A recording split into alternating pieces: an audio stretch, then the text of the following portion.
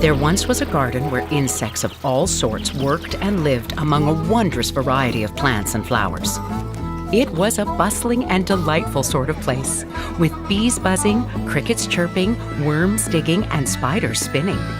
Shelley the ladybug grew up here. Shelley loved the garden community and sold the Garden Gazette to keep neighbors up to date on all the garden goings-on.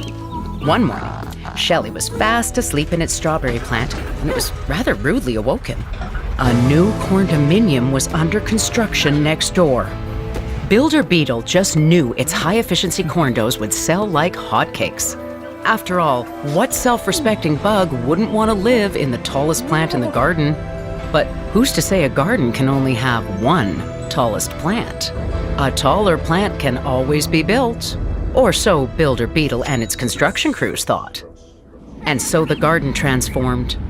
Soon, condominiums loomed over every street corner.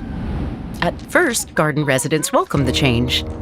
But then strange things began happening. That summer, there was less sun and less rainwater in the garden.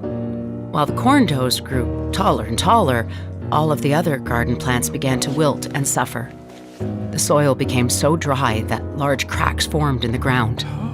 Flowers faded, and bees were left with no work to do. Many residents were forced to abandon their homes with nowhere else to go. What would the future hold for this little garden? But wait, could this finally be the rain everyone had been waiting for? The rain did come, but alas, it was a cruel rain. The soil was too dry to absorb much water. And so the garden residents found themselves in the midst of a flood the likes of which they'd never seen. But just when all seemed lost, Shelley had an idea. A big idea. An idea so big that perhaps it might just work. What if there was a way to ensure that all plants and flowers got what they needed to thrive? Not just the tall plants, but all plants big and small. Strawberry plants and pansies, sunflowers and marigolds, tomatoes and radishes.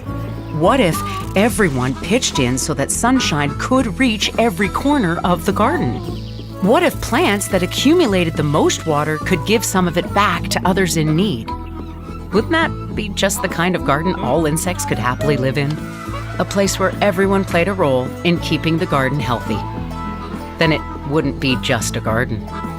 It would be a just garden.